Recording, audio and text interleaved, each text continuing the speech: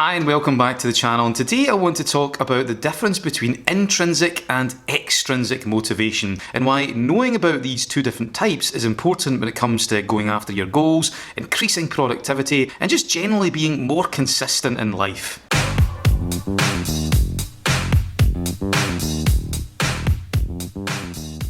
Hi, I'm Stephen Burns from Mind School, and today I want to talk about motivation, in particular the difference between intrinsic and extrinsic motivation. So before we kick off, if you're new to the channel, if this is the first time you've stopped by, then if you could consider subscribing, that would be absolutely fantastic. Also, if you could hit that notification bell, that way you'll keep up to date with all future Mind School uploads as they get added.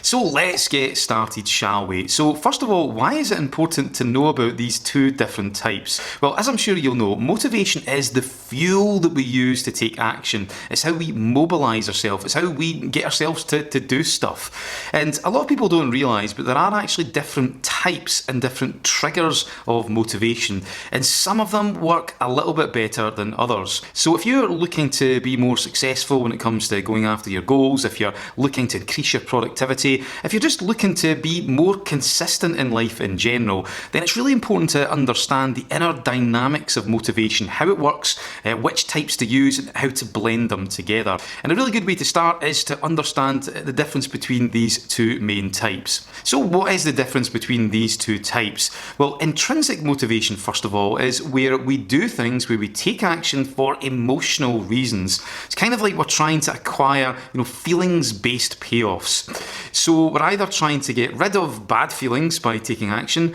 or we're looking to acquire good feelings, positive states of mind.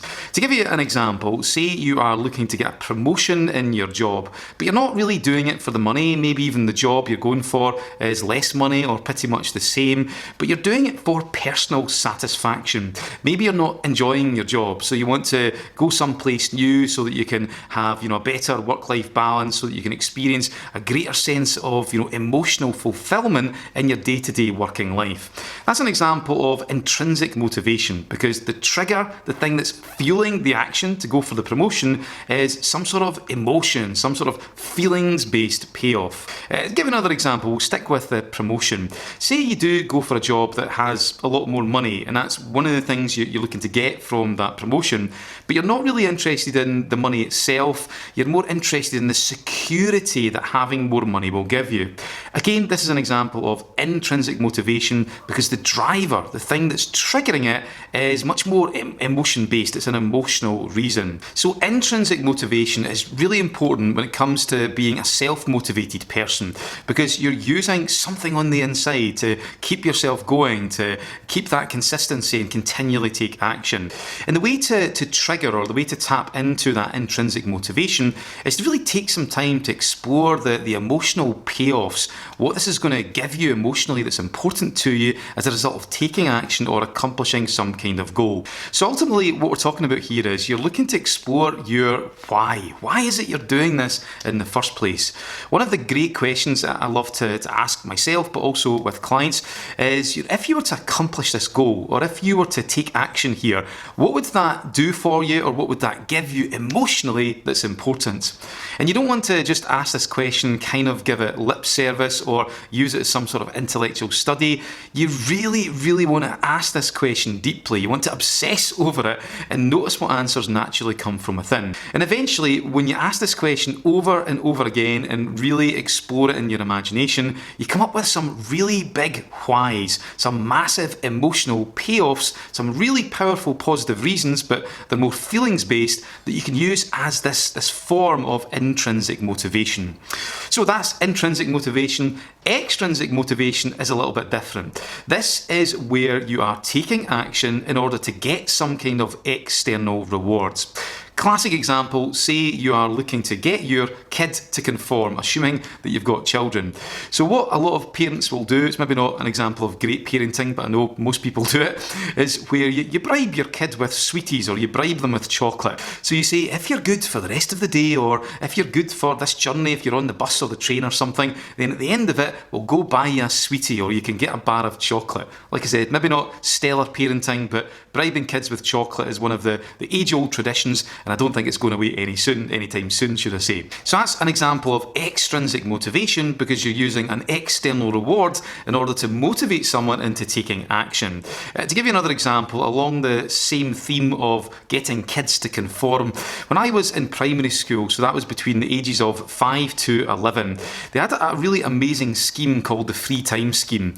So basically the way this worked was, if you were good throughout the week, you would start to accumulate points, and if you were bad, according to their code of conduct, then you would lose points. And then on a Friday, depending on how many points you had, you would be allocated a certain amount of free time to have fun with, the rest of the kids and play games and basically do anything you wanted to do, within reason, of course.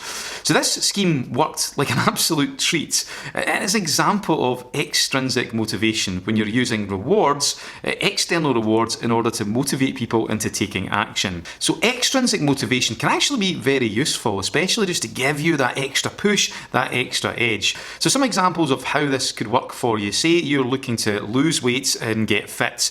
If you want to kick in extrinsic motivation, then you could maybe get a training partner, assuming that the training partner is also motivated. If they're not, then it'll have the reverse effect.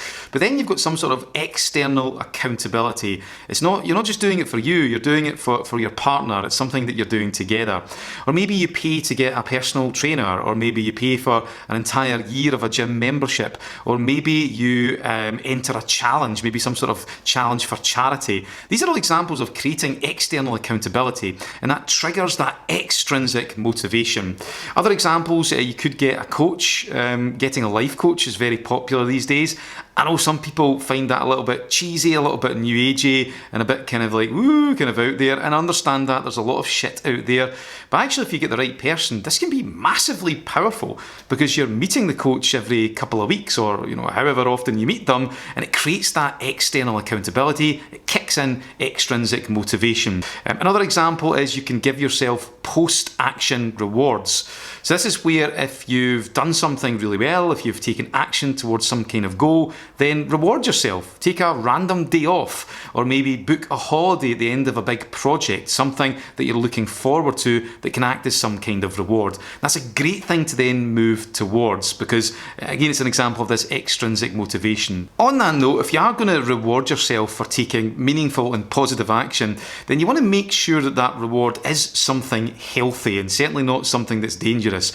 One of the things I've noticed that people do, and I totally understand why people do this, is if they've had a hard week, or if they've taken lots of action towards a goal, or they've been involved in a big project, they'll reward themselves at the end of it by heading to the pub on Friday and Saturday and getting totally and utterly smashed, and then they wake up on Sunday in a major drunken stupor and they feel absolutely terrible. So like I said, I understand why people do that, especially in Scotland, but what you're doing here is you're using the reward in a very negative way, and you're actually starting to enter into a pretty toxic cycle. So you don't want to end up in that trap. Also, extrinsic motivation can be a little bit superficial. You don't want to be just doing things for the money, or to get the nice house, or to get praise from your boss or your clients, or to get loads of Facebook likes. If that's all you're doing, then it can be very easy just to get caught in this thing where you're attaching a lot of your self-worth and your value to external things and events. And I'm sure you know that that's not a great place to be. This is one of the reasons why I'm really not a huge fan of Facebook, because it trains people to be motivated to external things, Facebook likes and positive comments. So you want to watch out for that. So one of the recommendations I'd make is that you want to use intrinsic motivation as your base, as your foundation. But then you can also use extrinsic motivation just to give yourself that extra edge, give you that little bit of a push just to take your motivation to the next level. So that is the difference between the two. Let's just do a very quick review. So intrinsic motivation, where we take action in order to acquire emotional benefits, feelings-based payoffs. And the way to tap into those is to explore your why. Whenever you're thinking about some sort of goal or a project, or taking action in any way, you want to ask yourself, what would taking action or accomplishing this goal give me emotionally that's important? Don't just give the question lip service, really ask it, explore it in your imagination, and connect with those deep, emotional, powerful whys. Then we have extrinsic motivation. This is where we do something in order to acquire external rewards. And this is really good when it comes to giving yourself that extra edge, but you don't want it to be your foundation. And if you're looking to trigger extrinsic motivation, you could get a coach. That's a very good way of doing it. You could, tell people about your goals. You could write them down and pin them on your fridge or on your wall. That just gives that external motivator just to give you that little bit of an extra edge. What you can also do is you can do post-action rewards. So you can have something really positive and fantastic at the end of taking action. And of course, make sure that those rewards are something healthy. So that's intrinsic versus extrinsic motivation. Hopefully you enjoyed this video. Let me know what you think in the comments below. And of course, you can give us a like if you want as well, and that'll give me more extrinsic motivation to do more videos like these in the future. So hopefully you enjoyed this. That's all for me this week, and I'll see you later on.